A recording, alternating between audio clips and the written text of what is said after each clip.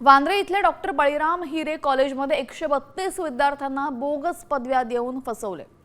उच्च आणि तंत्र शिक्षण मंत्री चंद्रकांत पाटील यांनी या प्रकरणाची गंभीर दखल घेतली। त्यांनी दोषींवर थेट फौजदारी गुन्हे दाखल करण्याचे आदेश दिले असून विद्यार्थ्यांचे शैक्षणिक नुकसान सहन केले जाणार नाही। अनधिकृत अभ्यासक्रम चालवणाऱ्या संस्थांवर कडक कारवाई करण्यात येईल असं चंद्रकांत पाटील यांनी स्पष्ट केलं।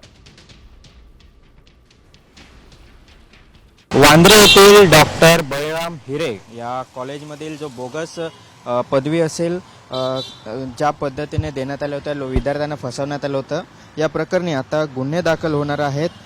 जवळपास 132 विद्यार्थ्यांना या हिरे महाविद्यालयाने गंडा घातल्याचं प्रकरण समोर आलेलं होतं। त्यामुळे जे काय आताचं हे कॉलेज आहे त्या संदर्भातील तपास आहे तो आता तपास केला जातो आहे। गुन्ह्याची नोंद झालेली आणि याची दखल आहे ते उच्च व तंत्र शिक्षण मंत्री चंद्रकांत पाटील यांनी घेतलेली आहे।